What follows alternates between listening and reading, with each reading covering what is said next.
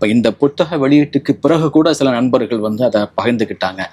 அது எப்படி நீங்க அதுல புலால் மறுத்தல்லாம் இருக்கு, அதை எப்படி அரபுகள் ஏற்றுக்கொள்வாங்க அப்படிங்கிறது இன்னைக்கும் ஒரு ஒரு ஒரு சர்ச்சைக்குரிய ஒரு விவாதமாகவே போயிட்டு இருக்கு.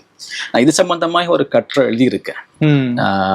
இஸ்லாத்தின் பார்வையில் புலால் மறுத்தல் அப்படிங்கிற, ஏன்னா இந்த அனுபவத்துக்கு பிறகு திருக்குறள் மொழியாக்க பணியில் கிடைத்த அனுபவத்துக்கு பிறகு பலரும் பொதுவாக கேட்ட கேள்வி, நிருபர்களாகட்டும், மக்களாகட்டும், நண்பர்களாகட்டும், எல்லாமே கேட்ட கேள்வி, அதுக்கு எப்படி நீங்க அதை அரப்ஸ் அதை எப்படி ஏத்துக்குவாங்க அப்படிங்கிற ஒரு முக்கியமான கேள்வியை முன்வைத்தாங்க. நான் அதுல சொன்ன என்னன்னா, இது வந்து 2000 ஆண்டுகளுக்கு முன்பு வள்ளுவர் நமக்கு கொடுத்திருக்கிற ஒரு முக்கியமான அற இலக்கியம். இதுல என்ன அப்படின்னா, இஸ்லாத்தினுடைய பார்வை உணவுக்காக வளர்க்கப்படக்கூடிய ஆடு, மாடு, ஒட்டகம் இதெல்லாமே உணவுக்காக வளர்க்கப்படக்கூடியது தான். நம்ம வந்து அதை நீங்க முறையாக அறுத்து நீங்க உண்ணுங்கன்னு சொல்லுவதை தவிர, அந்த விலங்குகள் உணவு அப்படிங்கிறத தாண்டி பொதுவான பயன்பாடு அதிகமாக இருந்தால் அதை அறுக்கக்கூடாது, அதை மாமிசத்துக்காக அறுக்கக்கூடாது அப்படிங்கிறத நிலைப்பாடு தான் இஸ்லாத்தினுடைய நிலைப்பாடு.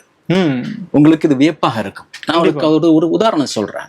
ஒரு நிகழ்வுல வந்து நபிகள் நாயகம் அவங்களுடைய நபித்தோழர்கள் ஒரு வீட்டுக்கு விருந்துக்கு போறாங்க. எப்படிப்பட்ட சூழ்நிலையில போறாங்க அப்படின்னா, ஒரு கடுமையான பசி, எங்கேயாவது உணவு கிடைக்காதா, அதாவது யாராவது உணவு தரமாட்டாங்களா அப்படிங்கிற, யாரும் கேட்கல.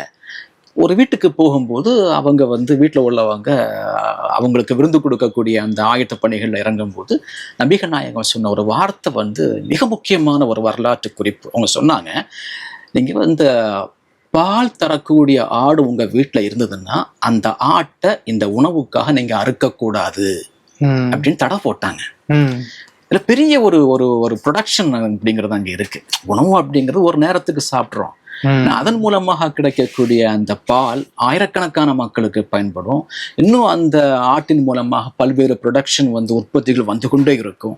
இதே ஒரு சூழ்நிலையில் தான் மாட்டுக்குமே. உதாரணமாக ஒரு மாடு விவசாயத்துக்கு பயன்படுத்தப்படுது அப்படின்னா அதனுடைய பயன்பாடு அப்படிங்கிறது ஒரு நீண்ட காலம் பயன் தரக்கூடிய ஒரு மாடு. அதை நீங்க ஒருவேளை உணவுக்காக வேண்டி கண்டிப்பாக அறுக்கக்கூடாது. அது இஸ்லாம் விரும்பவில்லை. இங்கிருந்து புலால் மறுத்தல் அப்படிங்கிறது உருவாகுது இல்லையா?